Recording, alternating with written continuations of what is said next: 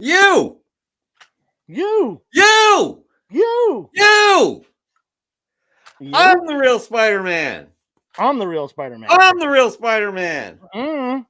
You may have a cooler mask than me, but I'm the real Does Spider-Man. your All right. mask blink? This is getting old. This is getting old, Joe. The Very joke hot. didn't work. It's very hot in this thing.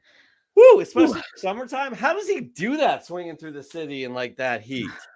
Well, you see, arachnids are not mammals, so technically he has the ability to regulate his body temperature. So yeah, there's that. I wish I had a picture of the comic book guy, but you know what I do have is Давай, может пойти с моей малой.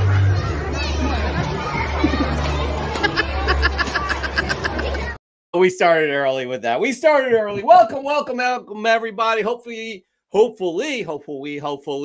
y'all had a great 4th of July for those who celebrate. Happy to be back here. Happy and safe with family. Joseph, it's great to see your smiling face. It looks like you took a shower. I did roughly 6 months ago. So Nice. I'm about due for my biannual shower. Yeah. Delightful. That is a delight. Hold on. What the hell is going on here? That is an off-brand Spider-Man. This No is the doubt real about Spider-Man right here. I don't know who these posers are, Oh my so don't believe God. these guys. Believe this one right here. It looks like he lost a bet and had to wear that or something. Yikes. Anyways, all right. Good evening. We have a packed show tonight with a special announcement from our good friend and sponsor, Fresh from the Comics app, Tony Trombetta with EGS. That is going to be happening after the news, so sit tight. That will happen soon. Loving that we have 19 million people watching us right now. Why don't we just dive into the news with something not so pleasant, right, Joe? Yeah, we have a developing story at the moment. Not a ton of information yet. And obviously preface this by saying it is always important to believe victims. And also at the same time, people are innocent until proven guilty. But there are some very serious allegations against Neil Gaiman at this point, coming from 2 young women who have alleged that he sexually assaulted them in different circumstances at different times. One was pretty recently in the last couple of years, while the other was about 20 years ago. And they seem to have very similar stories. Once again, our hearts go out to anyone who is in this type of situation, as a victim.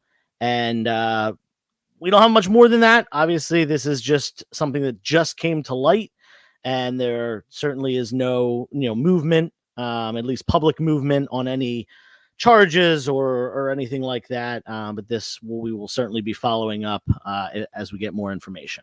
Yes, those are the types of stories we take seriously. We joke around a lot on the show, but that is a story we definitely take serious. And if true, it's horrible. If it's not true, I mean, he's being set up, it's horrible. It's so again, presumed innocent, I guess, is the saying. And but follow the facts and see where it goes from there. So we're gonna get a little palate cleanser right now, real quick, before we get to our news editor. You are the editor in chief. You can handle the hard-hitting news stories. We are going to get into actually our featured episode issue right here. Joe, this is definitely one of your favorites, I'd have to say. Yeah, this is a top character for me. As far as Batman rogues, for me, it's Scarecrow and Two-Face. I know, they asked the vast majority of people, and I think Joker's going to win that poll, but Scarecrow and Two-Face have always been my 2 favorite out of the Batman villains. This is Batman number 189. This is a later Silver Age. I want to guess like 1966, something like that, kind of more towards the Bronze Age, but still firmly in that 12-cent era of the Silver Age. And it is the first Silver Age appearance of the Scarecrow. It also just happens to be the 3rd appearance of the Scarecrow, because he only appeared twice in the Golden Age. There is his first appearance in World's Finest number 3, and his second appearance, first cover appearance in Detective Comics. I want to say it's like 72 or 76. 72 is the number that came to mind initially. He was a character that was put on the back burner for quite a few years, and one of the characters that was brought back in the Silver Age just like the Riddler, just like the Penguin, just like Catwoman. And great cover here, obviously, with this, very centric to the character. Definitely a book for every Batman collector. For sure. That is an absolutely classic cover. And I know it's a book you've picked up maybe a few times. Yeah, I've had a couple copies over the years. Yeah. I do not actually have one in my personal collection. And the reason is every time I get that book and first Riddler and first Penguin, all those characters that have first Silver Age appearances, I sell them because I'm really building up to get their first or second Golden Age appearance. Right. I do have Two-Face's second Golden Age appearance. I would love to have Scarecrow's, Penguins, so on and so forth. Riddler's first appearance actually is within reach. It is not.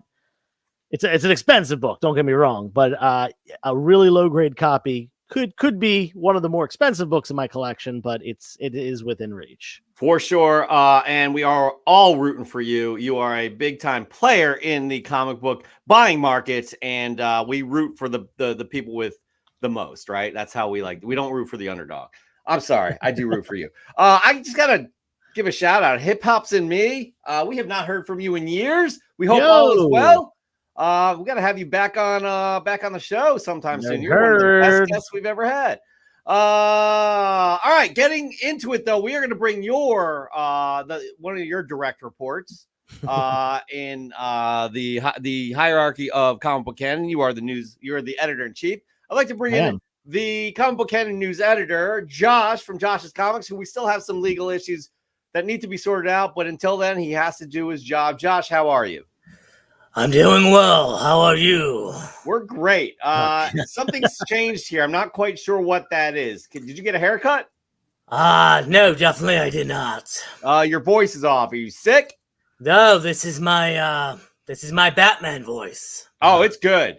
It's Joe. That is really good. Call up James Gunn right now. Yo, Jimmy, we got the Batman for the DCU. His name is Joshy F. He comes from Delaware, United States, and you can hit Newark, Delaware. Newark, Delaware. Yeah, I meant to say Newark first. I said Delaware first, and I was like, Delaware's not in Pennsylvania. For some reason, I was about to say Delaware, Pennsylvania. Don't forget it, because I served justice there. Oh, yeah. Okay. Just want to, again, critique your look here. It's fabulous. So well done there. Very happy to have you on. Let's just get into the news. I don't know how long. Oh, okay. I was about to say, I don't know how long the charade can physically go, because that. Right, guys, I sometimes zone out, and I just, I fight crime at night, and, You forget to change.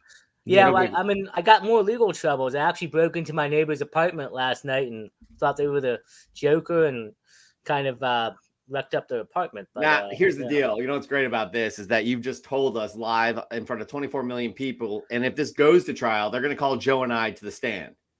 We're not lying. Yeah, but you guys are Soviet citizens, I thought. That doesn't make any sense. Moving on, let's just get to the news. This is getting weird. First news story. What do we have? Editor-in-chief, news editor. So we're gonna kick off with some DC news, some sad news. Actually, I'm kind of disappointed in this. So Arkham Asylum, which was a series originally set to be a spinoff of the Batman from Matt Reeves before being developed, and then it was going to be turned into a DCU show, is reportedly no longer moving forward at Max.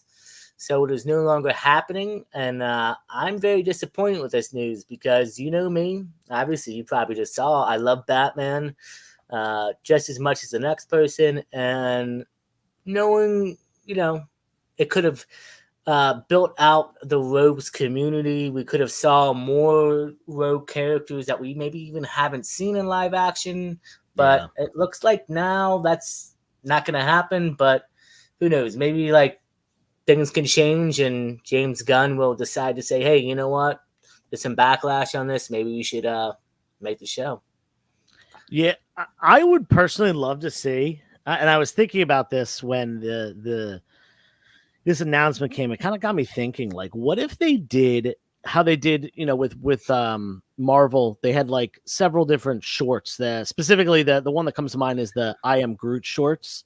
What if they had a collection of shorts of Batman going into Arkham Asylum and talking to the, the rogues, the villains that he had locked up. If he needed, just like he does in, speaks to the Riddler in the Joker and Matt Reeves' Batman. The Joker at the deleted scene where he goes and speaks to the Joker in the Batman, and just kind of a Clarice Starling kind of thing, interviewing Hannibal Lecter. Just it would I would love that. I mean, there's so many instances in the comics and stuff that he utilizes the minds of other characters in Arkham and locked up in general to figure something out, help him on his detective journey. I think that'd be really cool as a short series. So maybe it'll still happen. I don't like giving you credit ever. I don't like giving you a compliment ever, but that is an outstanding idea. How cool would that be? Not even Batman even interviewing these rogues, just having them featured in some way in Arkham Asylum with their therapist or a relative coming in to visit them or what have you. Yeah, I think that is an amazing idea. And I hope, 24 million people watching currently. I hope James Gunn's one of them. So I'm not having in good authority that James Gunn does watch the show weekly. What up, Jimmy? How you doing? And yes, I think it's a great idea. Also, I would like to definitely clip out that section of you complimenting me. Never happened. And I will watch it every morning when I wake up. I will watch it every night before I go to bed. I will consistently send it to you whenever I need a favor, because I'm going to hold it over your head for the rest of your life. We'll see about that, how well that works for you. But the other part of this news, it's just, again, when things are canceled this early on, after an official announcement, it's not a good look. Marvel hasn't done that. Marvel may have done that once with, I think, the Inhumans, maybe, other than release dates, which have been affected by COVID or the strike. Which is out of their control. So it's not a good look. It's not good press. And I have to say, I'm a little disappointed as well that this is the way that they're going with that. Yeah. And something to keep in mind, the Penguin show is still very much on its way. We'll be getting that sooner rather than later. And September. Also, despite it being pushed back until October of 2026, over 2 years from now, Batman 2, the Matt Reeves Batman 2 is still happening, so we have things to look forward to right now. Universe. Sure, and then again, Creature Commandos is coming out this year, I do believe. Although we're in the last half of this year, and no announcement has been made yet. I would expect something to happen in Comic-Con, some sort of announcement, as well as a lot of news. Is Comic-Con next week? Are we there yet? No. Oh, goodness. I think it's a few weeks away. I thought San Diego was in July. It's this month. Yeah, we're in July. Oh, my God, we're in July. All right, but let's move on to more DC news. News editor, Josh. So we'll talk about some kind of good DC news. We finally got a first look at the DCU's Hawkgirl and Guy Gardner, the costumes from on-set photos, and I'm kind of okay. I really like the Hawkgirl design. Guy Gardner, it looks just a little off to me, but I'm actually okay with it. I'm kind of happy. Yeah, one thing I do want to, again, make note of is that the Guy Gardner suit does have the logo of the Green Lantern. Look, you can see that on his shoulder right there. So that's fun. And apparently there is one on his chest too. And we get a look here at Hawkgirl as well. Sorry, I cut you off there, Josh. So I would also like to point out, if you look closely, you probably won't be able to see. Hawkgirl looks phenomenal, but if you look closely, they have logos on not just the Green Lantern logo, but the Lloyd Tech logo, it looks like, supposedly. Which, if you don't know, that's Maxwell Lord.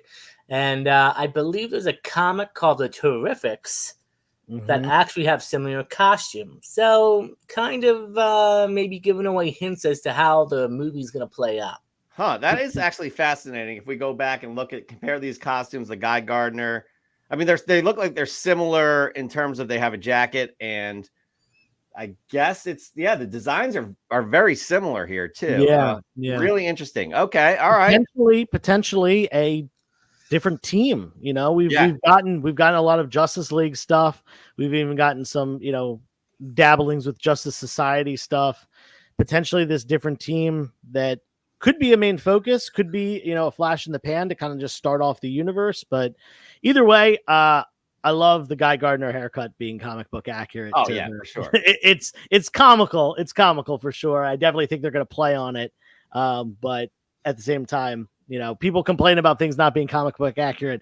There you go. You got Guy Gardner's stupid bowl cut. Yeah, stupid bowl cut. Are we sure these aren't just the stunt people? They're definitely not the stunt people. It looks like Nathan Fillion. I mean, right there. I mean, yeah. Yeah, that's him. Let's see. Can we see a better shot maybe of yeah, that's definitely Nathan Fillion right there.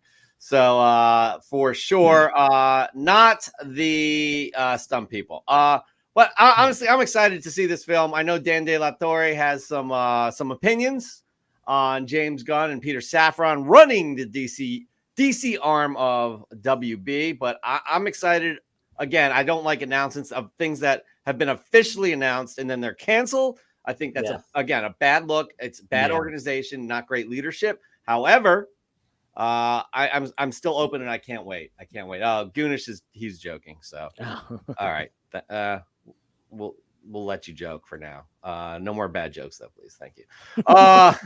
All right, Joshua, we have another story that's outside Marvel and it's outside DC. What do we got? Yeah, we're gonna talk some indie. Hellboy: The Crooked Man had a trailer released, and Mike Mignola, the creator of Hellboy, is actually writing the screenplay for this. And I'm gonna be honest, the trailer kind of, we talked about this. I guess it was the colors they used or the way it was, but it looks kind of fan made to me. It just doesn't look like a real studio film. But maybe that's what they're going for. Yeah, it was interesting. So I watched the trailer, and to me, it wasn't consistent with what we see from Hollywood trailers as far as quality. I just felt like it was grainy. It was almost as if the trailer had accidentally leaked when it wasn't finished yet. Which I think might have been the case. I'm not sure. I'm holding out reservations.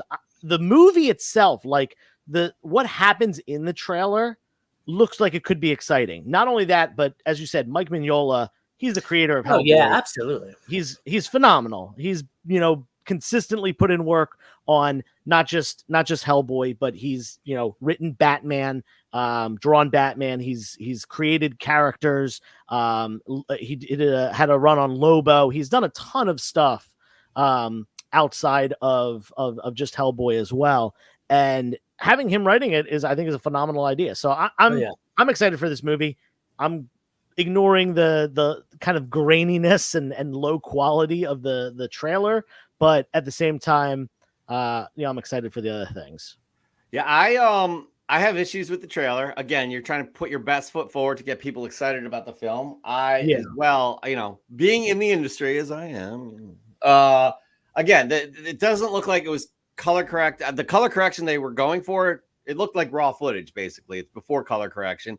The pacing of the edit, I didn't enjoy whatsoever, and it did not get me excited about that. With that said, I do like Mike Mignola is part of the, he's writing the film because he created the character, and I don't think he had anything to do with the other films in terms of writing. I have to look that up. I'm not quite sure, but this is not. It did not impress me in the least. So I will see this movie. I really liked the first two. The last one was okay. And they're rebooting this. Maybe that's another thing. It's flying under the radar. Caleb Leland is like, he didn't even know that this was in the works. But it's flying under the radar because this is the third iteration within the past. This is the third iteration of Hellboy. And it's the most recent since 2 years ago, that's not a lot of time has passed since David Harbour. No, it's a whole new. It's a new everything. I mean, it's not as much of a reboot as it is just like a complete recasting. Yeah, we had Ron Perlman, we had Dave Harbour. Now we have, I don't even know who's playing Hellboy. It's not a well-known actor, but again, I'm going to be open in seeing it in the theater because I've seen amazing trailers and the movie has just stunk. It's just been awful. Batman versus Superman. So things like that. But all right. Why can't we just get Ron Perlman back for Hellboy 3? Come on, man. He said many times he's been up for it. Many, many, many times. I It's would not love to see for- Ron Perlman come back. It's not you, myself, or Joe cannot make that call. I don't think Dan De La Torre can either. I don't think. Look, I got some pull. I'm starting to have some connections with people here. You know what I mean? Stop Jeff? it. What's going on here? My light. I'm just fixing it. Hold on a second. It looks delightful. All right, Get cool. it? You see? Delightful. There we go. And yeah, sorry, Danny. It was awful. It was awful, Martha. That's all I'll say. All right, now this is the fun part of the news because it is time for Josh's rumor report. Is that good? I think we need to pay the big bucks for A jingle. a professionally written jingle, just like we have for Ask Joe. Oh, I know. I'm sorry. I just got very excited to kind of pitch that to everybody here.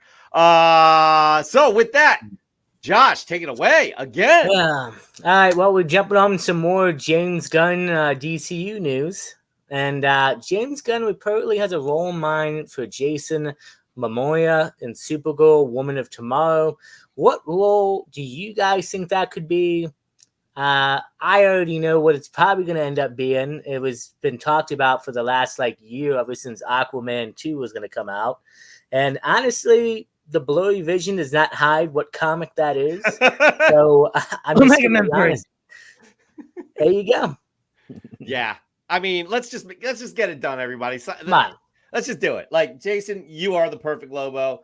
James Gunn, he's the perfect Lobo. Let's get Lobo. Let's get a Jason Momoa Lobo. Joe, we need your thoughts on this.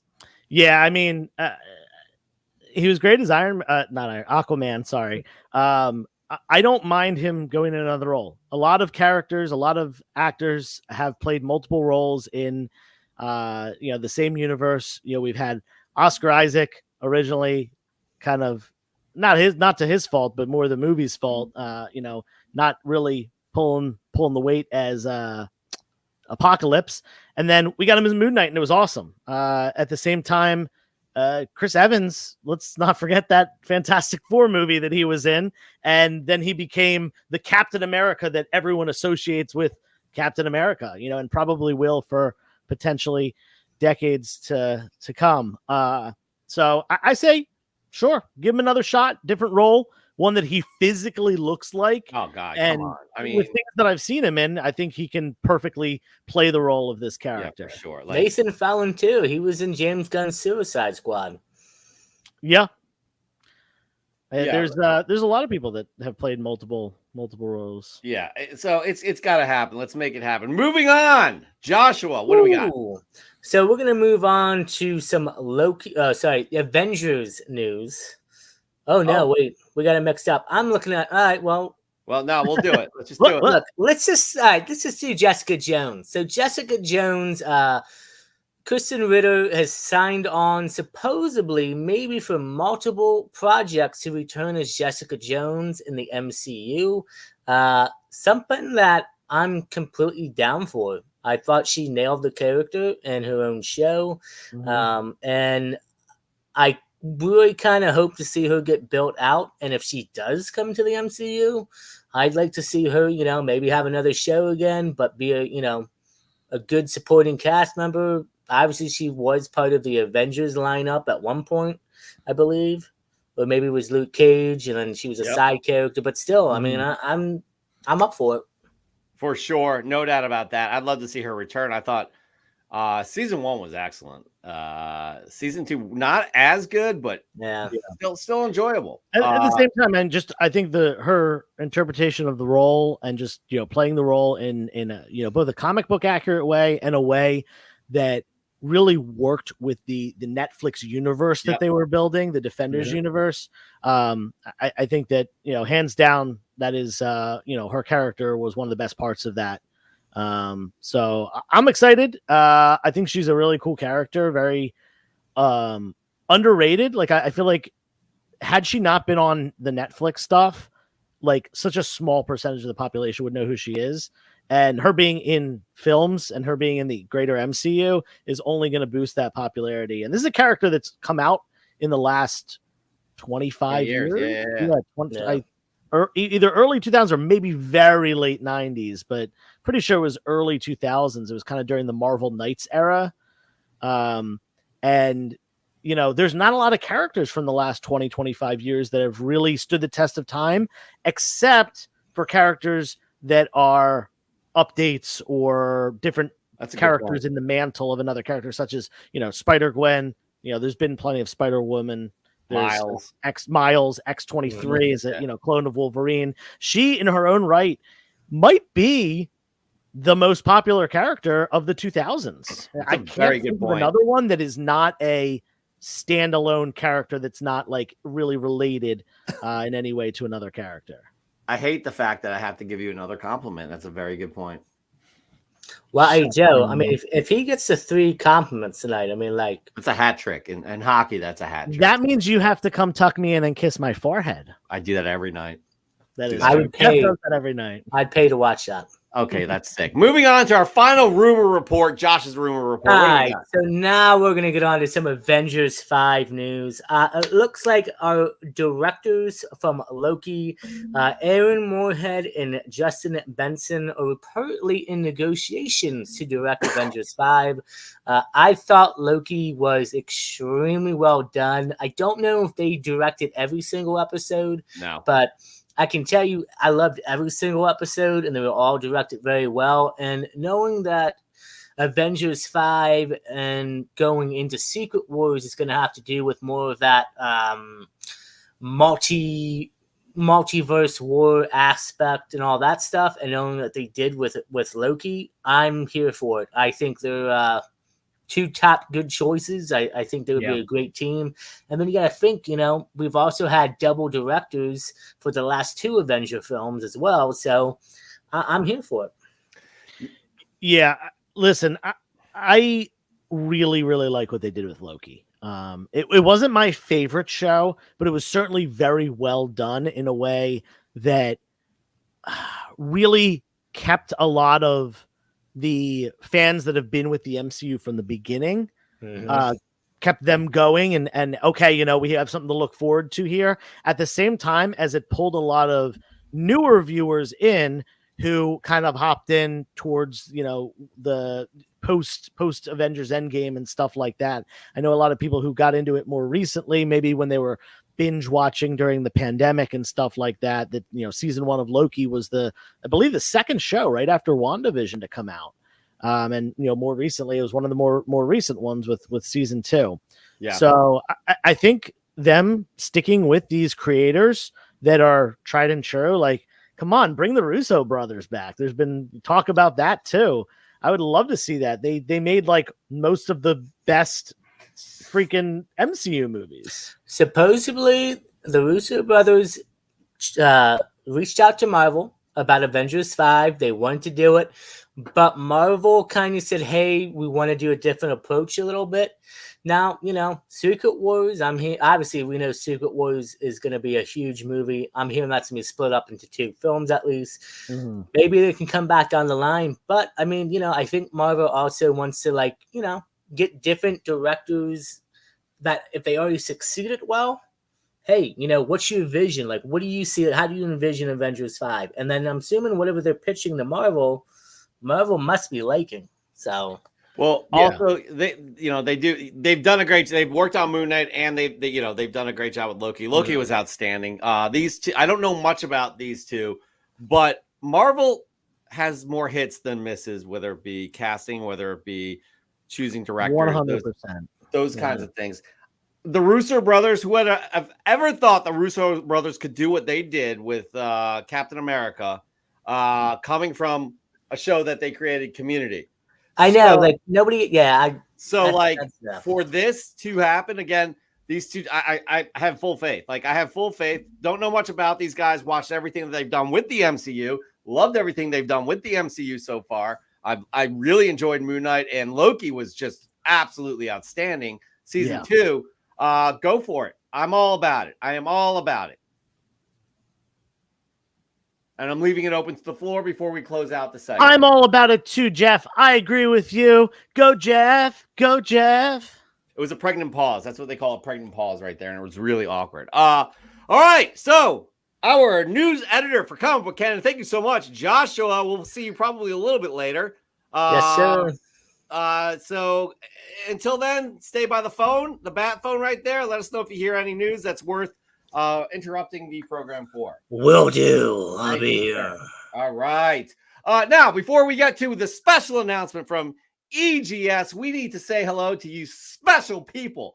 That includes. But first, what we need to do is remind everyone that we do have a segment coming up in a little bit. It's called Ask Joe. You get to ask me questions about anything comic book related or not yet. It's Ask Joe and Jeff. But and Jeff, honestly, it's lowercase. It's definitely quiet. Yeah. You know, maybe a mezzo piano at the loudest, and maybe a pianissimo at the quietest. And yeah, his opinion doesn't matter about anything. But it's kind of like you're the headliner, sure. But what was it? At Woodstock, I think the Who was the headliner, but Jimi Hendrix went on before them, and they were pissed. Was it the Who? I can't remember who it was. Somebody in the comments tell me. I'm thinking it's more like you know, I'm the Who, you're the Butthole Surfers. Jesus, that's a terrible comparison. Okay, moving on. Hello, hero. Oh, by the way, yeah. So get the questions in the comments for Ask Joe and Jeff. What's up, Heroes Reborn? How are you? We got Brian Klotz in the house. Dan De La Torre, our honorable judge. You'll see that gentleman a little bit later. We got Bond. Paul Bond. He was hoping that we get some Deadpool sneak peek. Not this week, I guess. We got Nukes Comics in the house. Cable Leland, aka Caleb Leland, in the house. Danny from Danny and Tessa's Comics. And again, I gotta say what's up to Hip Hop's and me. How's it going? Cannon Crew, what it do? Mike Hags, we're gonna learn a little bit about you a little bit later. Everybody sit tight for that. Who else do we have? Raw Dog Comics in the house. Chilling out. Have a day off tomorrow. It's party time. What up, Nukes Comics? Yeah, Nukes Comics saying hello to Raw Dog as well. Who else do we have? We got an active. We got Maz Paz Leather. I think that's Super Crispy Dot Comics. How are you, fine sir? Good sir, indeed. Goonish Lurker in the house. Yeah, we know you're in the entertainment industry, buddy. We get it. You talk to all those celebrities at that theater. We understand. Act like you've been there for everybody, please. Alexia George, hello. First Day Comic-Con is what? Is next Sunday. And I'll be there. Oh, I thought it was like is very mid. No, we were talking about something about next weekend, and yes. Okay. Phil Ailing is in the house. We got, who else do we have? We got a lot of fun people here. Trev, the shipping guru. I don't think I've seen that name before. Have you, Joe? Yeah. Okay. I mean, I follow him on Instagram. I'm not sure if he's watched the show before, but if he has not watched the show before, welcome to the show. Yeah, welcome to the show. We got Eggplant Comics is here. Frost Behemoth is here. Nikita Kare is here. Spider Dude from Spider Dude Comics is here. As y'all know, our news editor, Josh, is here. Kaboom Comics, hello. Jordan Nori, hello. Who else? Wow, we got a fun crew here. Yo, timeout. Wow, look at the small and look at the little small and Jeff. Do that. Yo, Lexi, I appreciate you for going out of your way to do that and making me feel better. Interesting. All right, so now before we get into Ask Joe and Jeff, we have a special announcement. That's right, it's special announcement time with special graphics from EGS, aka Tony Trombetta. Everybody, please give him a warm Comic Book Canon welcome. I wish we had like a clap track. Joe. Okay, I only have one hand or two hands. So, Tony Trombetta, how are you? Oh, what's going on, guys? We are chilling. In the summertime. It's hot on the East Coast. I'm sure it's hot in Florida. Oh, it's steamy. Yeah, for sure. It's and you got a ton of news to tell us. I do.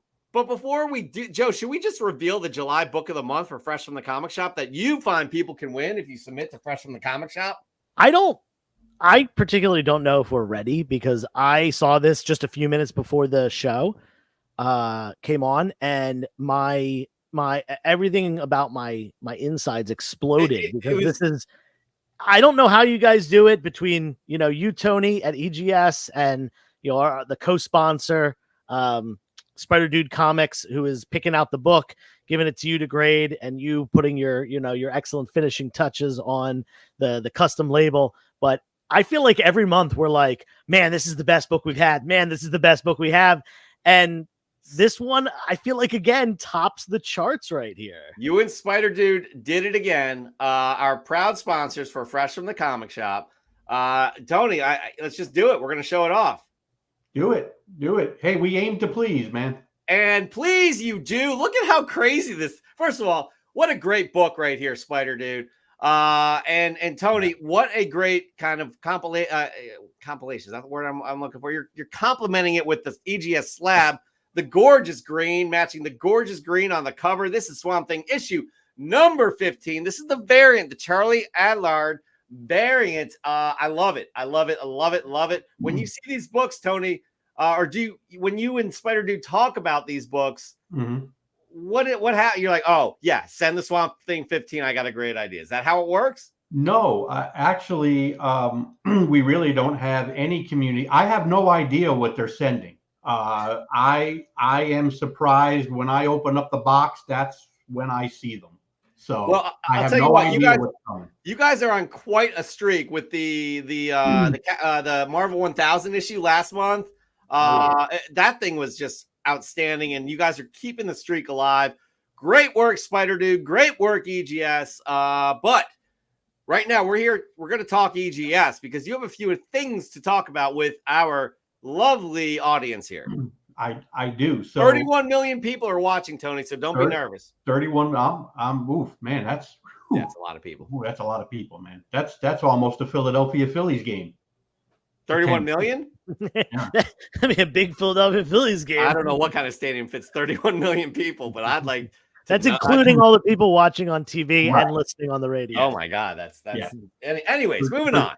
Anyways, yes. So actually two big announcements. So first, obviously, I have to thank you guys at Comic Book Canon for putting this together so last minute. I know I didn't give you a lot of time for this, so I guess I also have to thank the judge, Mr. De La Torre, for the emergency injunction that he gave me here to be on tonight, since this was so last minute. But I wanted to get on here to let all the people on the Canon know before I even make any videos or put it out on social media. So this is actually breaking news because I would probably say as of yesterday, we finally got everything all set up here. And for those of you who do not know, EGS has moved into a new location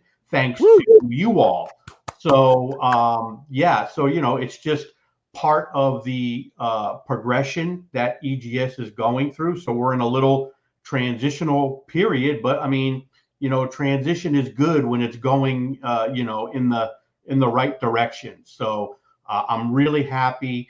We got past our proprietary cases. We've passed that goal. Now we've moved into another location, so that's another checkbox off the list. So for all of you who didn't know, now we have moved into a new location. If you go on our website, the new address is on the website for all of you who want to obviously submit. So just go to the website and everything is correct there. But I'm telling you, literally, this has been going on for weeks, guys. It's been crazy. I mean, moving is just it's I'm sure you. Well, I don't have to tell you guys. To work for a week down there in the heat. You gave us 2 bottles of water each, and that was it. It was, we're still recovering. So it's such a big undertaking. It really is. I have to. One of the reasons why I wanted to come on too to let everybody know about the move is, sometimes, when you're in a transition period, and of course, with making a big move like that, you are going to lose some time, right? I mean, we've lost some time. Our turnaround times are suffering a bit. They're going to continue to suffer now until we can get kind of caught up here. But at least I know starting tomorrow, we're actually starting to be able to work out of our new location. So, starting tomorrow starts the whole process of trying to do a big catch up on things. But, sometimes, to move 2 steps forward, you have to some things have to maybe suffer a little bit to get to where you need to go. So, unfortunately, it's just a natural, it's a natural thing. I think I remember CBCS, when they moved, I think they were backed up for like 6 months when they made their move. So, I mean, we're not that, we're not that long out, but I mean, we're just preaching patience with everybody. If you have books with us, be assured your books got here safe from our old location to our new location. We have them here. We are just pretty backlogged at the moment with the whole move and such. So we're just, asking for your patience until we can kind of get caught up here. But, we hope to get things, caught up here by, we're shooting for August, because August now segue into the big announcement number 2, in celebration of this happening in this move, which thanks to our customer base, without you guys, this wouldn't be happening. So what we have decided to do is give all of our customers and everybody out there a customer appreciation, not day, not week, but month. Okay. So we are going to have a customer appreciation month starting August 1st. More details to come on our social media. Like I said, I'm on here, guys, before I even was able to make a video myself or put it on YouTube or put it on social media. So this is actually the first really thing that I've done since moving. So, anyway, you guys, you guys deserve it. We wouldn't be here without you. And like I said, more details are going to come on our social media platforms and our YouTube, but I can tell you that there are going to be big savings. So all of you out there, if you haven't tried EGS yet, August might be the month for you to try us out, because not only are we going to have savings on just grading, but we're also going to have savings on signature authentication, on our custom and colored labels. So, I mean, there's going to be discounts on all of that, which, we will get into when we announce, on our socials, the instructions and everything to look out for come August 1st. So we're really excited about, being in our new spot, being able to now take our game to another level. This is really, gonna help us quite a bit. Like I said, unfortunately, the turnaround times are kind of lagging behind because of it, but that's to be expected. So anyway, that's really what I wanted to really come on here and just get out there to everybody. Like I said, I literally, Jeff, everything just got hooked up yesterday and working, to tell you the truth. Yesterday, I mean, it's been that crazy. Wow. So, anyway, yeah. So really looking forward to that. I hope you guys take advantage of it. Like I said, if you haven't used this yet, this might be your time to try. And then, of course, to all of our customers who do enjoy EGS and use us, this is a big thank you to everybody that's supported us, and which is really keeping us growing and growing. So, well, look, yeah, we would not Comic Book Cannon would not associate ourselves with a company that we didn't believe in. We believe in you wholeheartedly, on top of the fact you are a great person and a member of this community, and we do appreciate and support you wholeheartedly. Thank you for all you do for Fresh from the Comic Shop, you and Spider Dude Comics. Both of those links are down below. Now, I said I wouldn't do this, but I'm going to have to put you on the spot here before we let you go. Sure. And it's an important question. You're always forthcoming. You always tell the truth. You always tell it like it is. Who do you like better, Joe or Jeff? Ooh, I have to answer this, right? This is. Yeah, for sure. Is this an answer? Hold on. Where's Judge De La Torre? Where's De La Torre? We can bring him in. Can I get a judgment call on this? Judge, you're in. He does not have to answer. That's a legal question. And since I am Tony's counsel, Tony, don't say a word. Take the fifth. I plead the fifth on that one. How do we pay Judge De La Torre? And this is what it's good to know people, Jeff. It's good to know people. Great. Well, that person's gone until the end of the show. He's in timeout. You, sir, we are very happy that things are up and running. Again, August is the month for EGS. Everybody, if you have things you're thinking about sending in, send them in August, because Tony is going to be running an appreciation sale. And we appreciate you, Tony, again, for stopping by and telling us here, breaking the news. I know Josh is pissed that he's our news editor, and he wasn't able to break the news, but you did it yourself. So very happy that you did it. Hey, man, like I said, I wanted everybody here to know before even I had the chance to do it. And like I said, I know I hit this up with you guys last minute, so I really appreciate the time, man, and giving me the chance to at least get it out there. And yeah, like I said, just keep an eye out on our socials, man, because we're gonna be putting things out there for you guys to take advantage of. So absolutely. Again, links are down below for Spider Dude and EGS. And Tony, just keep up the great work, please, because this is every time you send us a new book of the month, we're like, oh my, you know what I mean? So again, keep up the great work. All right, we will see you soon, kind sir. Try and take a break. Thanks, get guys. your feet up. Lift your feet up for a hot second. Yeah, the movie is not fun. Will do for sure. All right, take care. Tony Trombetta with that amazing news. Again, EGS. August is the month, people. Be on the lookout for what that is. Tony is going to be hitting up on YouTube and all the other socials. And just to kind of say something here, August is the month. That means you want to start prepping now. If you have books that you think, hey, maybe I want to send in, comb through your collection, pull some things out. If you do your pressing yourself, get on it. If you don't, if you send it off to someone, probably should get on that, sending it off to them, because these things take time, and you definitely want to make sure you take advantage of that. And it's great that Tony did the whole month there, so people can kind of plan around that. If you have to do it on a specific day or week or whatever, it kind of limits you when it's something that takes as much time as grading comic books. So perfect. You have a whole month to get it done, but don't sleep on it. Definitely start now. Because I guarantee you he's going to get a deluge of books coming his way when he makes the official announcement on his socials. All right. So we do a fun little segment now that we've been teasing for the community. It's, giving you what you want. You know what I mean? We provide a service here at Comic Book Canon.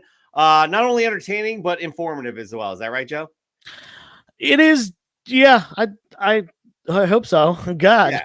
So that's where I'm not doing it right. That's where this segment came. That's Joe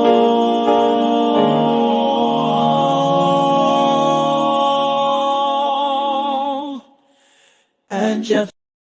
That's right. The segment came from our expertise, basically Joe's and Jeff's.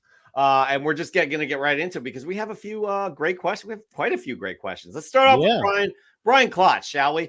Ask Joe and Jeff, how many claim sales does Josh have to be on in a weekend before requiring an intervention? I hear that Josh he watches YouTube claim sales on his television through being streamed up there. Plus he's got his phone out, he's got his laptop out, and he's just running 3 claim sales constantly. He's on Whatnot on a tablet. He's using his feet for that one. These are just rumors that I'm hearing. But listen, Josh is the ultimate multitasker, in the community. And my claim sells a lot. Shout out to Josh because he's often on Key Collector, and if I forget something, he lets me know. And even if like I'm like, oh, this is the first appearance of so and so, and he'll be like, yeah, and it's also the first meeting of so and so and so and so, and it's the issue where so and so gets their new costume, and the first time that so and so says what and what, and he's on it. So yeah, shout out to him for being so supportive. A lot of people that you know, it's such a good community we have, and the fact that like there are people that just watch claim sales to hang out and watch claim sales, even if they don't necessarily claim anything. I just love that there's people that do that. Like I have people in mind all the time that say, you know, hey, not buying anything tonight, on a budget or on vacation or whatever, but just want to stop by, say hi to all you. I think that's so cool. No, for sure. Again, it shows the bond that we have in this community, just hanging out. It's entertaining too. So props to Josh. Boom, I brought him up. Goodbye. Anyways, moving on. We got Danny from Danny and Tessa. Ask Joe and Jeff, which hip hop variant is your favorite? Joe, you know what my favorite is. I think I do know what your favorite is because I gave it to you. You did. And I'm going to pull up. You go first. My favorite hip hop variant is two of my favorite things mashed up together. That would be Spider-Man and Tribe Called Quest. My favorite hip hop group. Boom, right there. That is my favorite hip hop variant. The Amazing Spider-Man number one. And that is from Tribe Called Quest's third album right there. It's classic, actually. You got a whole bunch of like hip hop artists in the background, but here it's a whole bunch of other characters kind of associated. Well, actually characters from the Marvel universe. So yeah, I love it. Anyways, Joseph, your favorite hip hop variant? So I have two. And the reason I have two is one of them I really like for the cover itself, and that is Silk number one, which is a Mos Def. And actually, I think I had it on here a few weeks ago. I wonder if it's in like one of these piles around here somewhere. But it's a Mos Def from The New Danger by Mos Def, and it's a silk cover, awesome one. I wish I had it on hand to show you, but I also really like the Miles Morales one, which is Spider-Man number one with Miles. And that one I more like because it is one of my favorite hip hop albums of all time. It's Illmatic by Nas, which, if you go to look at a hip hop top 10 list, man, that album is usually up there. If not on the top 10 list, probably in the top 3 or 5. And it's also just it's Miles. Everyone loves Miles. So those two are my favorites. I was able to pull up the Silk one real quick. Nice. Yeah, that's it. Yep. I'll take again, we don't have time. We got to move on to the next question, but that is a great image right there. Alexia, I don't know how you did it. Ask Joe and Jeff.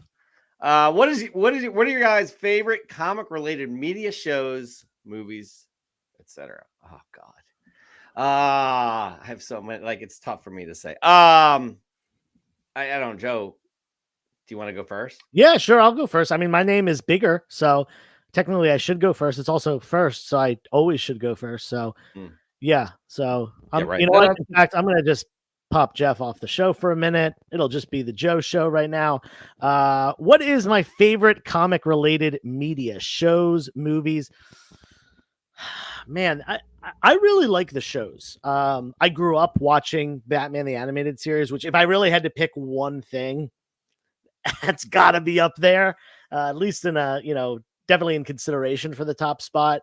I like the slow burn of a show more than I like, trying to fit everything into 2 hours or 2.5 hours or an hour and 45 minutes, whatever it may be. Since the MCU, since the end of the Infinity Saga, I thought that the shows were much better than the movies. I've really enjoyed Hawkeye, Moon Knight, WandaVision's my favorite one, Loki. I definitely like those better than the movies that have come out. And I think it's because they've been able, since they've been introducing so many new characters, they've been able to expand on those characters more in the slow burn of a show rather than trying to compact it all to a movie. But that being said, there are some really great movies. In fact, yesterday I watched Winter Soldier, And today I started watching, didn't get to finish it yet, but Civil War, which are my 2 favorite MCU movies. So shout out to those as well. But I do think I prefer the slow burn and the character development of a show. And let's add Jeff back. Hey, buddy. Oh, wait, you're on the wrong side. There we go. I just want to point something out real quick here from the chat. This is a legal expert too. We need to legally reevaluate who has top billing on this show. Thank you, Your Honor. Now I kind of read this question a little bit differently. Like I'm not sure if it was shows versus movies or what have you, but if I were to think back some of my favorite of those, like I have to say, like Sam Raimi's Spider-Man 2 just hit it home. Like it was a home run in terms of who that character is as Spider-Man, who that character is as Peter Parker. So that really is one of the best comic adaptations, I think, in my opinion. I love Spider-Man 2. But again, like you're right, Phase 4 hasn't been that great for Marvel in terms of the quality from previously, and I've enjoyed the shows better as well. But things like that, comic books that I wasn't into, properties that, for TV shows, The Boys is really kind of, kicked us all in the groin. You know what I mean? Like, yeah, we're all like, whoa, wow, this is different. So this is a broad question, and it's hard for me to answer those types of questions. But I've enjoyed a majority of the things that I have seen. I watch almost everything that comes out that's comic book related. So but those are some of the ones that are top of mind right now, and that's the best I can do with the answer. I'm sorry. That's why it's Ask Joe. And Jeff. All right, you're gonna have to let us know, Alexia, how you do that. Moving on, we got Nukes Comics. Woo! Ask Joe and Jeff, how much is your comic collection insured for? It's a very good question. I'm gonna plead the fifth on this, but I will say that I do have a portion of my personal collection insured. It is a good thing to do, especially when you have books that are of higher value. Best way to do it, in my opinion, collect insure. It kind of is the simplest way, because it is a company that is specifically for collectibles, and they make it very easy for you to do while also being affordable. Also, just check your homeowner's insurance to see what is technically covered, because not everything is. They only pay up to certain amounts, and certain items are not. So depending on your home insurance, you might not need it. But I'm not an insurance agent. Well, technically I am, but I'm a life insurance agent. But that's another story. You're not insuring your life here. You're insuring your comic books, which might be your life. Actually, Joe, I wasn't familiar with it's called Collect Insure. Collect Insure, yeah. Yeah, I just go through my homeowner's insurance, and I just gave them basically a screenshot of cover price and all my comics on there. Like, so look at that guy. But Collect Insure is something that everybody in the community should check out, because it specifically applies to collectibles, which I find very, very interesting. Great question, though, Nukes, right there. Sure. Mortal Scruffy, the top. This is again another question that I feel is so broad and so hard for me to do. Ask Joe and Jeff, who are your top 5 artists? All right, so I'm just gonna shout out the 5 that come to mind first, and they are, let's go, John Romita Sr., Jock, Norm Brayfogle. Let's go. Golden Age one is hard because I have a lot that I really like, but I'm gonna go with William Ekren, who I've talked about recently on this show. Oh, yeah. And one more Golden Age one. I'm gonna go Golden Age and Silver Age here. Shelley Moldoff. I feel like he doesn't get enough talk. And he did so much for Batman and DC in general over the years.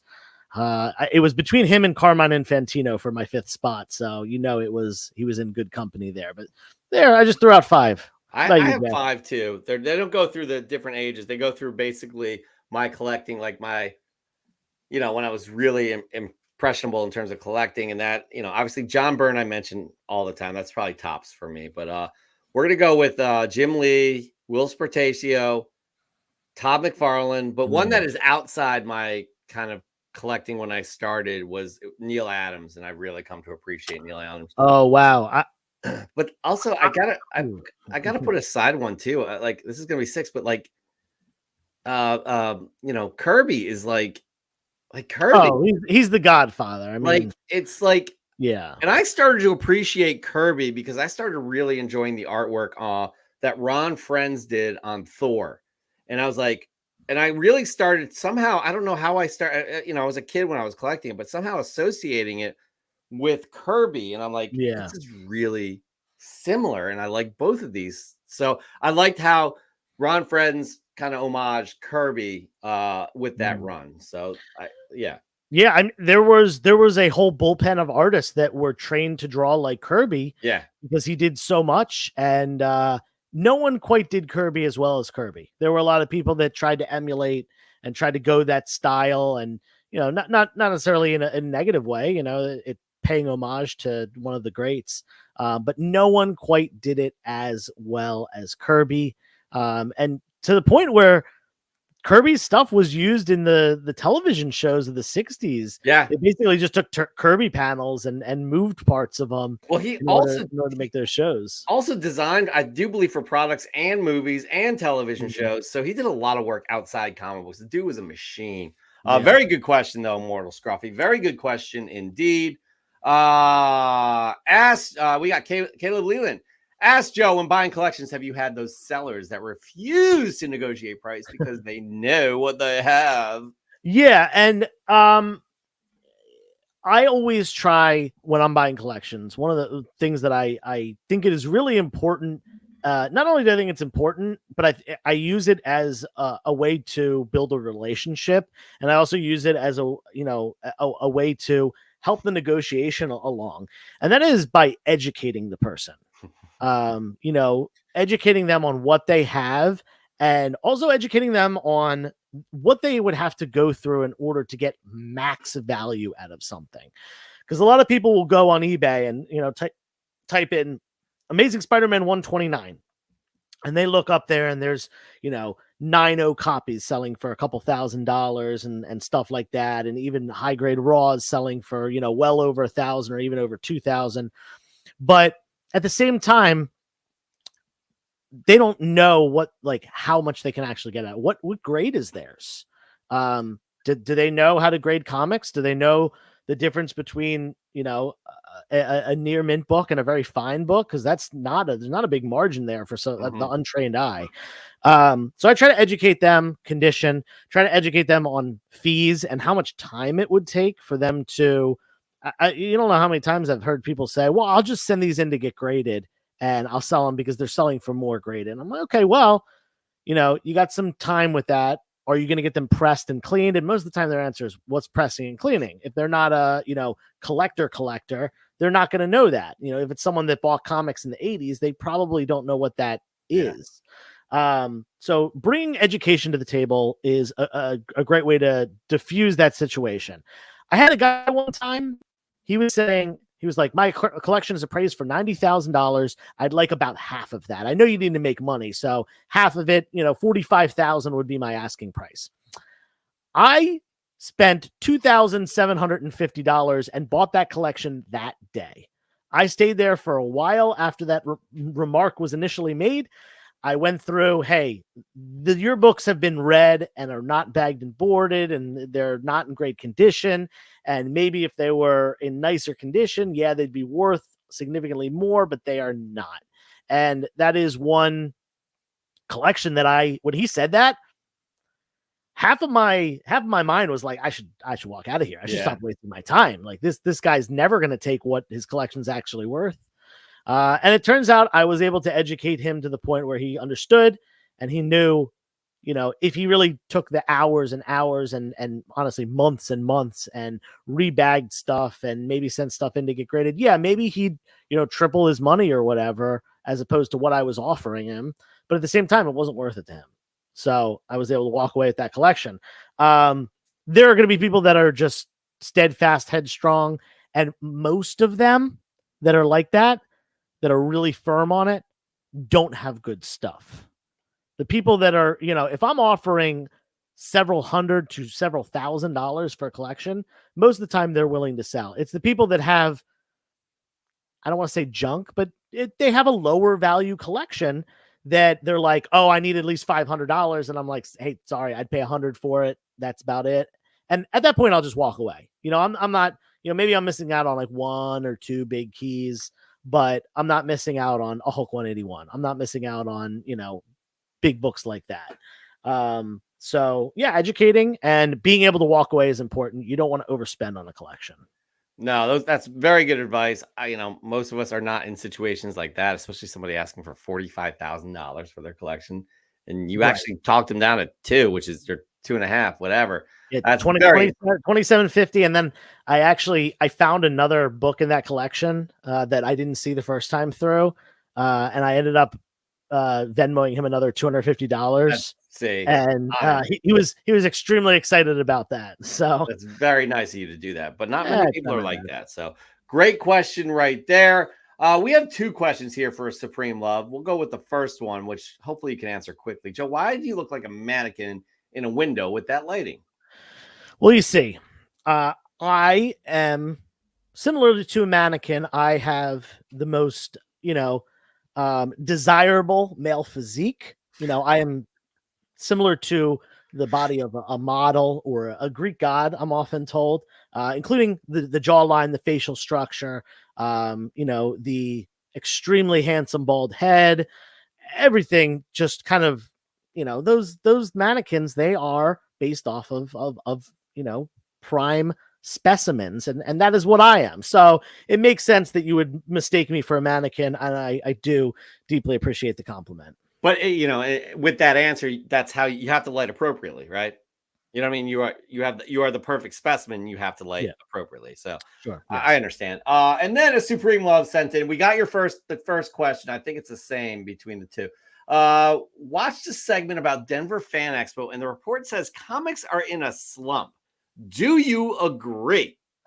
So I think this originally said I was not at Denver Fan Expo, but you watched a segment. Okay, gotcha. I was actually recently in Denver. I did not go to Fan Expo. I was there like a little too early for Fan Expo, which I think was this past weekend or sometime. I don't know. Anyway, comics in a slump. That's the real question. We're going to stop talking about Denver now. I wouldn't say they're in a slump. We had massive growth in the market, in the comic book market during the latter half of 2020, 2021, into the early 2022. And then we saw a peak in very early 2022. And we've been in a correction since then. The market went way higher than it should have. It was way off the charts, and it has slowly but surely come down since then. And some books, I truly believe most books, especially most like major books, have bottomed out. This is, again, just my opinion, not giving anyone advice on buying anything, selling anything, whatnot. But in my opinion, we have reached kind of where the market, quote unquote, should be. And if you look at, the overall market since, the early 2000s, the last 20 years of data, we're pretty spot on with just the general curve of growth that we've had in comic books over that time. I think that there's some books that are even at this point undervalued. Again, that's just an opinion. But could there be, more of a decline? Absolutely. We don't know. Just like the stock market, if we knew, everyone would be rich. That's just not the case. It's the same thing with the comic book market. We don't know what's going to happen in the movies. We don't know what's going to happen with the greater economy, and we can all take our guesses, but nobody has that crystal ball. So, if you collect comics and you do this for the love of comics, and you're not trying to make a buck, which I know the people in this chat, I know, are collectors. You're not the quote unquote dirty flippers that we heard about over the last few years that were just buying the hype books, selling them, and moving on to their next hobby. But yeah, I mean, there's a term in investing, which comic books, I don't believe comic books are an investment, really. But there's a term in investing called dollar cost averaging. And it means basically buying at certain increments, certain amounts, buying into the market. So, buying, say you have a comic book budget of $100 a month. If you're constantly buying $100 a month of comics, whether the market is going up one month or down one month, as long as the market overall over the long term is going up, you're going to be okay. You're not going to be left holding the bag. And generally, and this is again just a generality, we've seen the comic book market go up over the years. Although it has fallen since the super height of 2021, it is still higher. Most books are still more valuable than they were in 2018, 2017, certainly a lot higher than they were in 2010, 2000, 1990, all that. So I really think that, if you're a collector and you're going to be in this for the long haul, you got nothing to worry about. If there's a little bit more of a downturn, even if there's some economic struggle and there's a big decline in the market again, don't worry about it. As long as you're not selling off soon. Yeah. I think people take the impression of what happened during the pandemic in the collectible market, and they look at that as the standard of what it should be. And everything has kind of realistically settled down to where it really should be. And they have unrealistic kind of expectations from what happened in the past, and everything is just doom and gloom. That's not the case at all. And it's just something, again, as Joe said, it's gone up. And you just, if you're looking for investments, you got to do your research and again, purchase things that you have done and you feel passionately about. You've done the research. Because if you just go, literally, I was in a comic shop during the pandemic, and this guy comes in, literally, dude worked on Wall Street. You could tell by the way he was dressed. He comes in, he's like, hey, yeah. He's literally talking like this. Yeah. I need a couple hot comic books, I mean, they're literally going to be in the bottom of my closet. What do you got? And the comic shop manager, he's a great guy. He's like, that's really not how it works here. What are you looking for? I don't know. The hottest thing you got a Spider-Man or something? Yeah. Literally, the guy's like, I don't know what to tell you. This is not how things work, but this one right here is like this. This one right here is like this. You got to do the research. The guy's like, yeah, give me that one and give me that one. Like he was literally ordering off a fucking value meal at McDonald's. So just again, do the research. Just a little follow up to this. You said that the dealers are seeming so depressed, so defeated, and I can understand that. And there's two sides to this coin. Obviously, as the value of comics have declined, a lot of people have kind of stuck to the old values when selling comics and stuff like that. So, a lot of these dealers that aren't keeping up and lowering their prices or are upset about, they bought a collection for a lot during the height of the market and now they can't get as much out of it. I totally understand, especially if this is your full-time gig. You got to be upset about this. But it was naive as well. The other side of the coin is that it was naive to think that the market was going to spike so much and stay spiked. Yeah. Because it's not realistic for the value of a collectible or anything to just continuously go up. Whether you want to call it a bubble or a correction or whatever, I think this was certainly more of a correction. It was a slow and steady over time correction, which is healthy in a market. It's good for them to correct because things were too inflated. They were too high. So yeah, that's my 2 cents on it. There are people that are going to be stingy about their prices and they're going to try to stay, in the old ways, and they're not going to be able to sell books. And there are people that are going to make sure to lower their prices as the price of books fall in order to make sure they keep selling enough to, whatever it is, keep a roof over their head or, whether it's their full-time thing or not. So that's just my 2 cents on the situation. Obviously, we want comic stores and comic dealers to thrive. But at the same time, they got to keep up with things. Absolutely. 100%. And we are going to hit our last question here. Ask Joe, you going to Terrificon and will we link up to say what's up?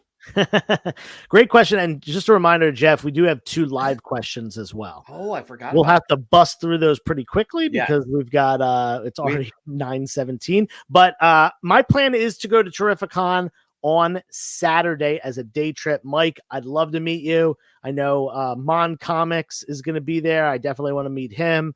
A lot of people that I have met and know already. Lunch Money Comics, Broke Boy Comics, Noah, are planning on going up there. So yes, I plan on doing a day trip on Saturday. That is what I've done the past, I think, 3 years with Mike Popachilli Town. So hopefully that will work out again this year. And that's just about a month and a half away. Yeah, I'm looking at it right now. I may go. I don't know. We'll see. I'll try and go. Quick question. These got to be quick, guys. Okay, we know you're part of the team, but it's got to be quick. Who do we go with first? Who do we go with first? Let's go Dan first. Okay, here we go. Okay, Judge De La Torre, what do you got for us? Make Okay, it real snappy, Dan. fast. Let's do it. Since we had our guest on, here's a quick example of EGS Slad here, Hulk 5. Fifth appearance of the Hulk and first appearance of Tyrannus. Look at that gorgeous cover here. And I bring this up because when I bought the book and I got it slabbed by Tony, I wasn't thinking about how much money can I make on this and how can I turn this around. I got this because I loved it. And that's true of my entire collection, which would take hours and hours to show you. But you kind of hit on it, Joe, regarding one of the answers from one of the previous questions is, I've been on YouTube comic shows. I'm on a number of shows. I watch a lot of shows. And the thing is, one of the reasons I love your guys' show, you don't over-focus on cost. What's a comic worth? What's it going to go for? You rarely talk about it, actually, now that I think about it. The question is, with so many of these YouTube comic shows that are out there, do you think there's an over-focus on cost and value and market? I think there is, because again, Jeff, you said it, this particular audience is like all of us. We love comics. I have a deep love for comics. And I'm bagging and boarding comics that you would never care about. But it's not, I have no idea what this is. This is a 1950s satire book here, and nobody's going to care about it. I did it because, I love the comic. I want to preserve that comic. It's gorgeous here. So do you think there's an over focus on the value of comics monetarily? I wouldn't say an over focus. But I do think that there are different segments of the comic book community, and there are I've always heard there's 4 quadrants. There's the readers. These are people that doesn't matter if it's, they don't care about the books. They might not even bag and board their books. They're every Wednesday buying their new books at the comic book store, so on and so forth. And they're there to just read, take in. And, in my opinion, that's the most pure old school way to do it. Then there's the collectors that try to fill out old runs. They're buying back issues. They're trying to complete the runs and stuff. Jim from Bronzeville Comics, that dude is a collector. He's got full runs of most major runs imaginable since the 1970s. I don't want to even tell you how many storage units this guy has. Then there's the investor. This is the person who's getting the graded silver, golden age, big bronze age keys, stuff like that. And they're often grading stuff.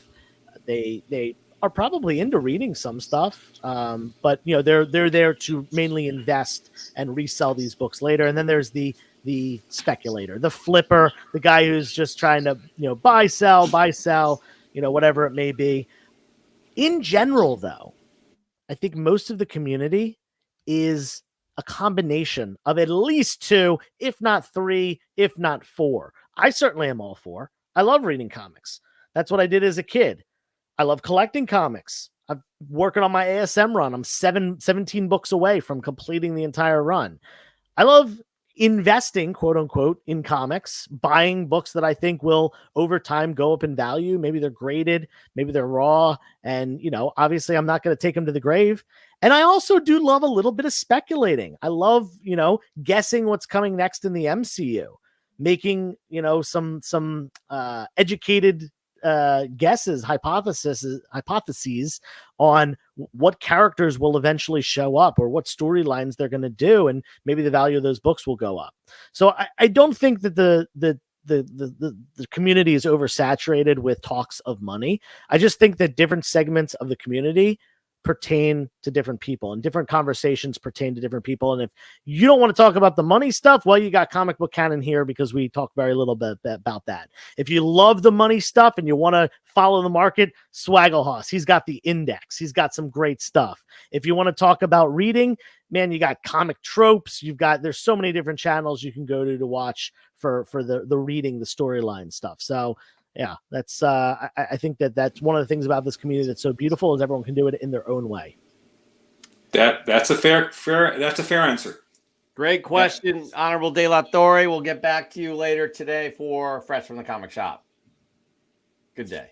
That's a great question, by the way. And yeah, real quick, I think bottom tier hit it right here. The investors have the loudest microphone. Yeah, I mean, the biggest demographic in the hobby. Think about it. We live in a capitalistic society, primarily capitalistic society. Money drives a lot of things. People care about the value of the things they buy. People care about making money, moving up to the next level, stuff like that. And, for me, as someone who is a financial advisor professionally, I understand that. And I understand the draw to those channels. And I watch those channels from time to time, but at the same time, I do agree that there's definitely a focus on it, but there are plenty of channels out there for the other content if you just go and look for them. For sure. All right. And for our last question of the week, our good friend Josh's Comics. I'm back, people. I'm back. Look, Joe, what's your opinion on the 9.6 versus the 9.8 for your personal collection? Not for reselling or anything, but and I know most books, like modern wise, I try to keep it 9.8, but I'll be honest, there's some modern books in 9.8 that I can't afford. Sure. But if I do the 9.6, yeah, I could easily save a few $100s. So I'm just wondering, and we all know 9.6 to 9.8 is a very small margin. Like, it's hard to see everything. So a spine tick could be the difference. Yeah, pretty much. So I just want to know, what's your opinion, if how you feel about the 9.6 compared to the 9.8 for a personal collection? For me personally, anything from like really the 80s forward, I want them in a 9.8. That's just me personally, and I'm not telling anyone else how to collect. But me personally, 80s forward, all that stuff is pretty attainable in a 9.8. I got my Crow 1 in a 9.8. If I can get that in a 9.8, I can get my ASM 300, which I'm working on. I've got 2 raws that I'm sending in. As far as stuff pre-80s, though, anything, Bronze Age and earlier, especially as you go back, I certainly Silver Age and Golden Age, you don't find really 9.8s and 9.6s very often. But, Bronze Age, yeah, sure. I mean, if the 9.8's affordable, if it's in my budget, sure, why not? But at the same time, a 9.6 is a very undervalued. The biggest gap between 2 grades that are, apart, it's always going to be the gap between the 9.8 and the 9.6. Let's throw 9.9s and 10s because we don't have enough data on those. But if you look at every book, the biggest gap is between those 2 grades. So, you could pretty much buy, let's say First Appearance of Gambit, a book from 1990. You could buy, if you scouted around a little bit, probably 3 9.6s for the price of a 9.8. It's about 3 times. It's about, $200 to $250 for a 9.6. Look, Dan's got one on the screen, and it's a ripping 7.5, and I'm sure he's happy with it. There you go. Like I said, $200 $250 for a 9.6, and a 9.8s are over $600, close to $700. So, what is important to you? Do you love that character? Do you love Gambit so much that you want the 9.8, or do you want to just own the book in high grade and, hey, 9.6 good enough for me? I said this last week when Dan asked me a question. I believe I think 9.6 is a really underrated grade because it is dang near close to a 9.8. There you go. And I don't look for slabs really at all, or slabbing very often. So right. So whatever Joe says, I agree with. Thank you, gentlemen. I appreciate your time. We appreciate you. Just don't. I appreciate you. Let's just try and avoid the court. But we all know we appreciate Joe a little bit more. He's what he's saying. Anyway, so right there, that ends this segment we call Ask Joe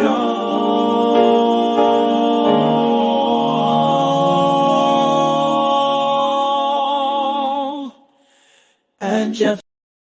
All right, all fantastic questions. Love the community aspect to our show. That's what Joe and I kind of build this thing around, is the community. And before we get to Fresh from the Comic Shop, we have this new community segment where we learn individually about each of you. It's called popcorn. It's kind of a corporate term where you're popcorning to somebody else in the room to discuss ideas, etc. We took that to have you guys talk about yourselves. Tell us about yourselves. We joke around a lot on this show, but we really want to sincerely hear who you are. Last week, we had Raising Elm, a.k.a. Justin, who popcorned it over to Mike Haggs. Let's check it out. oh, Jesus. That's the wrong Justin. popcorn. This is Mike Haggs. Yo, Cannon Crew, what it do? It's your boy Mike Haggs coming to you live from Freeport, Long Island. That's my hometown. I don't actually live there. I'm in Levittown. It's about 3 towns over. But, just want to give a quick shout out to my man Justin at Raising Elm Comics. Thank you so much for tagging me and for making me a part of that awesome post last week.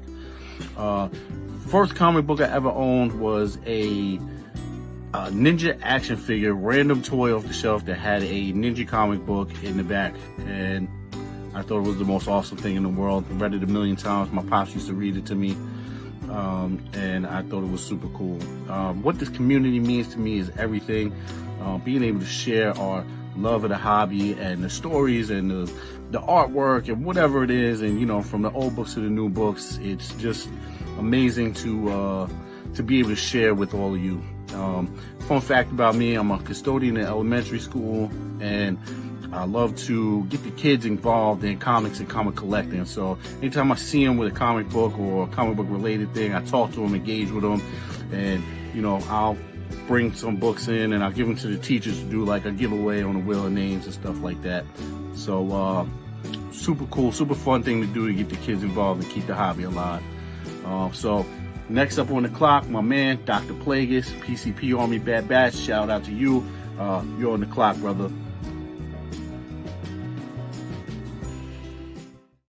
Dr. Plagueis is up next. By the way, I love hearing that. This is what it's all about, this segment, like learning about you all. Because, again, y'all are people like Mike Haggs' profile picture is literally, it's this with a comic book. You know what I mean? And right. Like you don't know. I didn't know anything about him, but hearing what he does with kids at work, he's like one of the cool adults that works at the school. You know what I mean? And he engages with them. Mike, coming from that myself, I formerly was an elementary school teacher, and spent a lot of time, obviously in the classroom, and also always had my classroom stocked with at least a couple comic books for the kids to check out a different medium. So yeah, shout out to Mike for that. That's awesome. And definitely keep it up.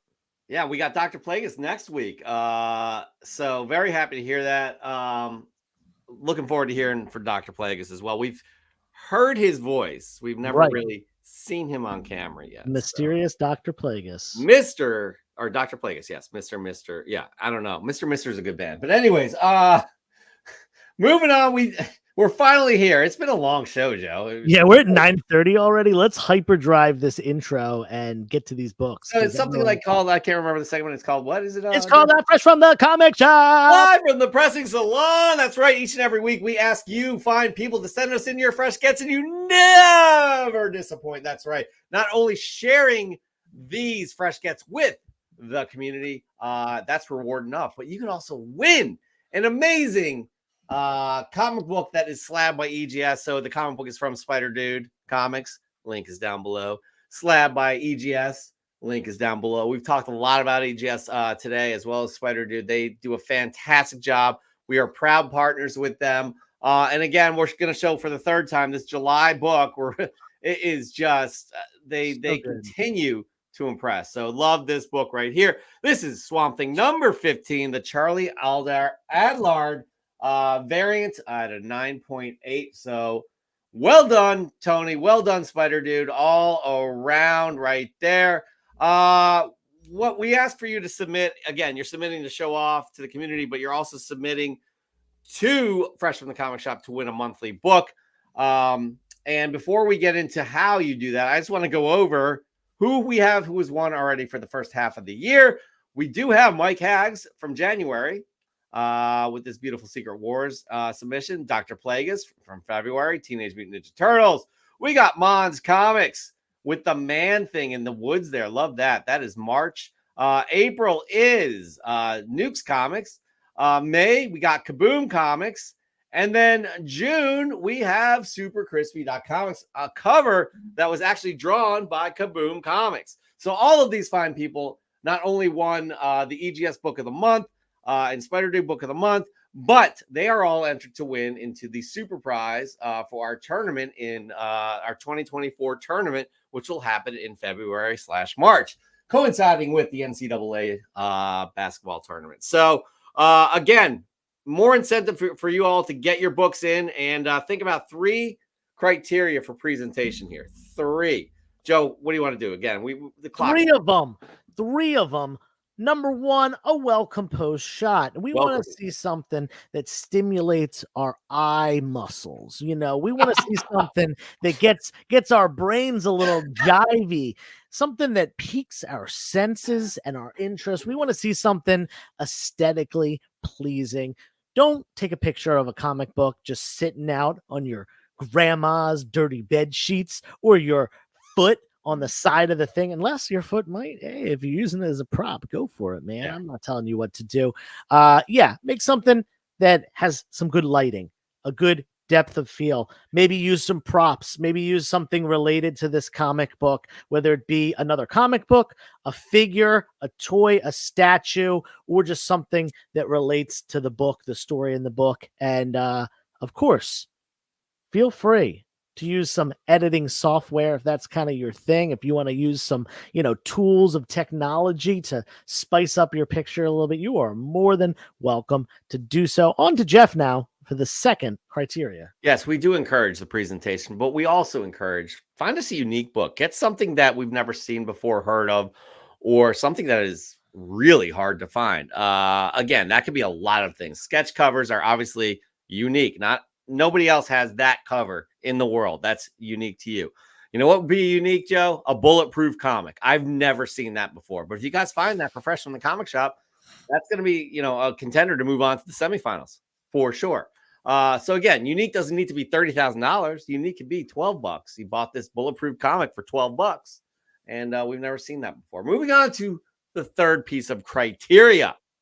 Third piece of criteria is pull at our heartstrings. Tell us a story about this comic, what this comic means to you. Maybe when you were a little baby boy, you first saw on the television screen, you first saw Spider-Man, the animated show, and you heard the voice of Hobgoblin, and you were like, dang, that sounds like Luke Skywalker on crack. I need to... Jeff, what are you doing, man? Just getting into character. Jeff, you're really, really not doing well here. Sorry. It's been a long night. All right. Please do your best Spider-Man, the animated series action, whatever you want to do. All right, never mind. Anyway, you saw the Hobgoblin on the screen and you're like, man, I want that book. Well, you grew up, but as you got older and older and started saving up your money, the value of that book, that first appearance of Hobgoblin, it kept going up out of reach, especially when you, God damn, you look like an idiot. Especially when you finally had adult money for the first time, and it was right in the middle of the comic book boom of 2021. Prices were at an all-time high. You were like, I still cannot afford this book. But guess what happened? Just like we talked about earlier, after that big price spike, prices have relaxed significantly. And guess what? That money that you put aside finally was enough to buy the book that you wanted. You had wanted since you were a little kid watching Luke Skywalker do the voice of Hobgoblin on the television screen. Awesome stuff. Look at these moves. Awesome story. You waited 30 years almost to buy this book. You finally had it in you to pull the trigger. Congratulations, you got your book. Jeff, that's what we want to hear. Pull at our heartstrings. Let's get into the fresh from Let's the just comic get shop into it. edition. Now, I just want to remind you all, we have Justin, aka Raising Elm, in the semifinals. We're going to meet up to see who Justin will be going up against. This book right here, though. Woo! This pulls at the heartstrings for the community. So, anyways, or the display here. It's outstanding. Anyways, so we're going to get right into it. We're going to start again with Raising Elm, another banger of an entry. Howdy, comic fam. A few months ago, the Austin, Texas-based company known as Rooster Teeth unfortunately shut down after 21 years. For the last decade, I have been a huge fan of their popular series, Ruby. I recently picked up Ruby issue 6 with stunning cover art by Sarah Stone as a way to keep this series alive in my mind. The character on the cover is known as Blake Beldana, and she is brought to life with the fantastic voice work performed by Aaron Zach in the popular anime series. I've been hoping that someone would pick up the Ruby property and greenlight them for another volume, and I was about to give up on the dream until I saw an exciting video podcast on Aaron Zach's IG account today. Ruby was picked up by Viz Media. I am so stoked this amazing series has found a new home with the original cast and crew. Much love, comic fam. Right there. That's a great setup right there. Again, Raising Elm does a fantastic job, but Raising Elm is not eligible to move on. Next up, we have Mike Haggs. We've learned a lot about Mike Haggs this week, who is also not eligible because Mike Haggs has won in January. Going with a side-by-side foil mania set since I missed Foil Cover Friday, I'm making up for it here with some War Machine and Iron Man. I've always loved both characters tremendously, and I found these for a few bucks, and my local comic shop threw in Jim Lee X-Men number 11 for free.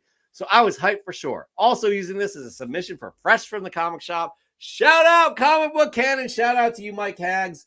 Again, great popcorn segment. These books are not eligible. And again, another person who is not eligible is Super Crispy .comics. I love this submission though. Stoked when I found this one right here. When I was a kid, there was this was one of my favorite movies, right next to Predator and Rambo. So I was stoked to find this existed. Happy Sunday, homies. This is such a cool book with the Dolph Lundgren version of The Punisher. Next up, we do have somebody that is eligible. He is a good friend of the show. And we're just going to get into it. Oh, shit. We haven't done ours. I think we're just going to jam through. No, Joe, I don't have any. We're going to show yours off next. Okay. Josh's Comics, Detective Comics number 483. First appearance of Maxie Zeus, a mentally ill man who believes he is a descendant of Zeus. I grew up watching Batman, the animated series, weekly. One episode, Fire from Olympus, has always been one of my favorites. It features the rogue Maxie Zeus. It was one of the villains that originally made me feel scared for Batman. But of course, in the end, the Cape Crusader was victorious. A character I always liked and wish was used more. After recently rewatching the episode, I knew I had to have his first appearance. Puppet Chili Town, aka Mike, once again came through for me and helped me acquire another great book for the Rogues collection. Enjoy this, godly. I don't have the rest of I missed it. I don't know. I didn't copy and paste the rest. But anyways, that's a very cool presentation and story, Joshua. Next, Joe, what do you got for your first fresh get of the week? Yeah, so this is a cool pickup, and I noticed something about this book that I did not realize initially. So this is actually Creepy Magazine number 1. Basically in the 1970s. When does this come out? Actually, this is 1964. Yeah, because this is Warren Publishing, 1964. This was during the strength of the Comics Code Authority, really putting a damper on putting horror comic books out. So a lot of things pivoted towards magazine format. Think Vampirella and so many of those. We got Creepy number 1, 1964 here. And I noticed something that I did not realize even when I bought this. I noticed it when I was getting ready for Fresh from the Comic Shop, or rather Comic Book Canon, is that this is a cover by Jack Davis, who was a really famous artist for specifically EC Comics, doing a lot of their horror stuff. I did not realize that he did the cover of this, but pretty cool, very cool book to have. And yeah, I love that horror stuff. That's like my main thing that I collect. Those books again, they're really, really cool. Those books that you get. Yeah, Tom Freak. Just letting you all know that Tom Freak is watching from a different account. Look at that. How's it going? Great. Anyways, moving on. No, I do like that book, Joseph. That is a nice looking book. Next up, we have somebody else who is is Nori Jordan, is he eligible? I just went through this. Nori Jordan is eligible. Nori Jordan is eligible. Okay. Cool. There we go. I do believe that can't be the case. Is that the case? I guess so. Oh, wow. Nori Jordan. This week, I was lucky enough to get a great book back into my collection. Street level characters have always been a favorite of mine. So Taskmaster is a villain I have always enjoyed. I remember how excited I was when I heard he would be in the Black Widow movie. I also remember the level of disappointment when I walked out of that movie trying to accept how the MCU ruined such a great character. With the new Thunderbolts movie coming, my therapist says I should get over it and try to make the best of it. I have had a CGC 9.2 and 9.4, but sadly had to sell them. Luckily, my patience paid off and I was able to get an amazing deal. I was able to get a beautiful CGC 9.6 for only $75. Woo! An eBay seller reduced their price from $299. I'm not sure if they meant to do that, but I'll take it. Hard to believe this book was selling for over $700. Wow. That is, talk about persistence. Good work right there. Yeah, it's pretty incredible that you were only one person gets it when someone makes a mistake on eBay. So you got to get lucky and jump on that. You certainly did, Jordan. That's awesome. For sure. All right, your second fresh get of the week, Joseph. Yeah, second fresh get of the week. This one, a book that I picked up. Thought this was really cool. And this is True Love #1. In the 80s, a lot of the indie companies were trying different things. They were trying more adult themed content, whether it was, violence or sexuality. They were trying, harkening back to the sci-fi eras and stuff of the golden age. And one thing they tried was romance here. This is from Eclipse Comics. And what makes this book kind of special is that this is a Dave Stevens cover. And this is definitely one of my favorite Dave Stevens cover. I'm not a huge fan of like good girl art, not something that I really collect, but we've got Dave Stevens just like doing his absolute work here. This female character just looks absolutely phenomenal, really up close, really realistic, but still, I don't even know how to describe this. It's obviously still in the medium of comics. Like it looks like comic art, but it's like just a little bit more realistic. He was just so freaking good at making people look real and stuff like that. I think it's amazing work here. Dave Stevens cover, True Love #1, 1985, 86, mid 80s. It's a beautiful cover. It really is. And I know Dave Stevens is hot right now. And there's another reason why. All right, and finally we have Slick Jolly here with this submission. I'm a huge fan of Harley Quinn and also of comic book cover homages. The original Alex Ross cover in the middle is timeless, with the sketch cover on the left by James Fugate.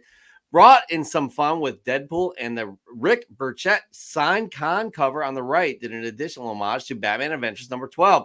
This hobby is so much fun. Thank you for sharing that right there. This is another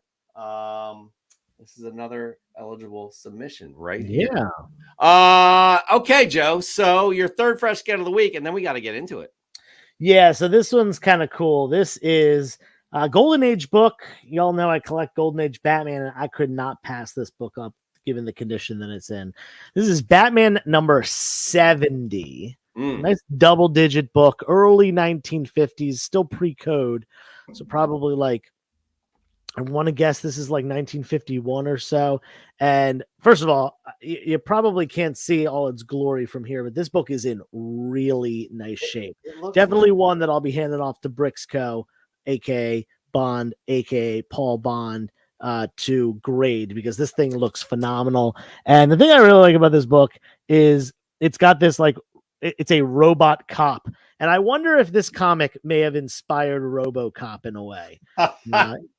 It is just some robotic cop character, police officer in Gotham City, and of course this is 1950s Batman, so some sort of hijinks or hilarity will certainly ensue due to this this robot police officer here.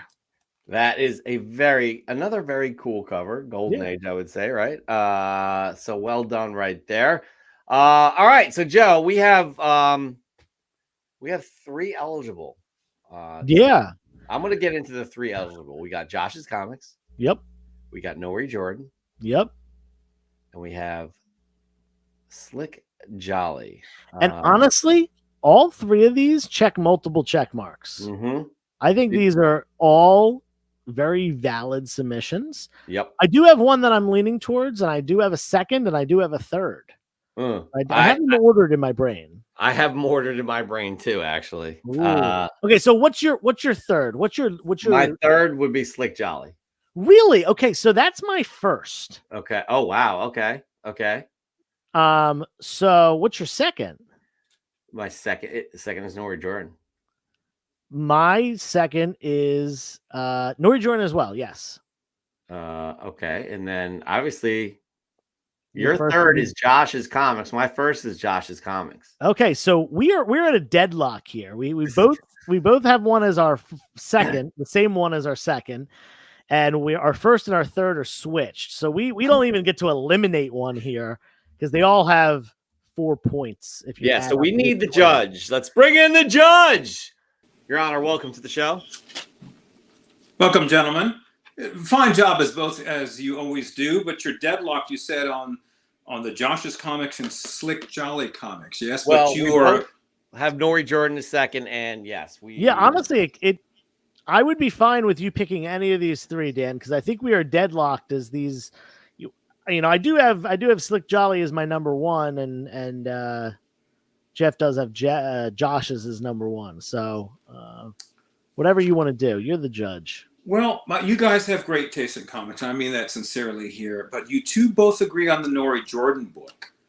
That's kind of where I'm going with this, because the way I look at both of you is when you come to an agreement on any level, that's where I would rule. So if you don't mind, I'm gonna rule with the Nori Jordan book, since you both agree on it. I like it. It certainly had the aesthetic appeal. It certainly had the story behind it. I'm going to go ahead and say that that's perfectly fine. The story behind this one was great. Waiting out a book, thinking about 9.2 and 9.4, waiting for the market to come down and just pouncing on it when 9.6 showed up for under market value. That's great. Jeff, are you okay with that? Well, you have the authority to make the decision here. Well, I also love that background he put on there. That was pretty dope. It's pretty good, yeah. I'm going to rule in favor of Nori Jordan for this episode of Comic Book Canon. Case dismissed. Thank you, Judge. Your Honor, great job, Josh and Slick Jolly. But Nori Jordan is going up against Raising Elm with the community picture right here that we love so much. Speaking of the community, let's bring in Josh, who may not be too happy about things right now, but wait a second. Nori Jordan is going up against a picture that he is in. Oh, my God. But wait a minute. Didn't Raising Elm also just beat him last time for last submission as well? I don't remember. I don't remember either. I think, I don't know. I could be wrong about that. I don't know. We don't keep track of shit. Yeah. For the semifinals, probably. I guess you're talking semifinals, right? I think so. Well, yeah, because I thought Elm beat him out. We'll need to go back. Maybe, I don't know. No, I don't know. I just work here.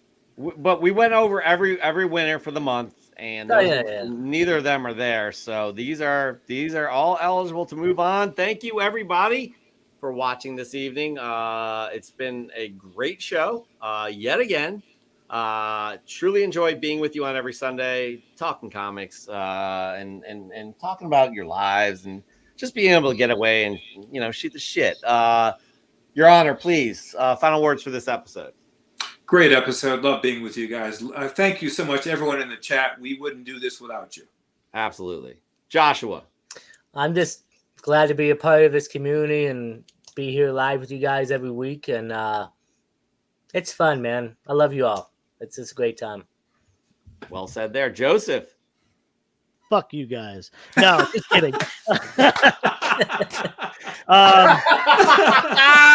We need to end the show right there. Yeah, we just should have just cut it. But no, in all reality, I had an absolutely crazy week and a very busy weekend, and no place I'd rather be on a Sunday evening though than hanging out here.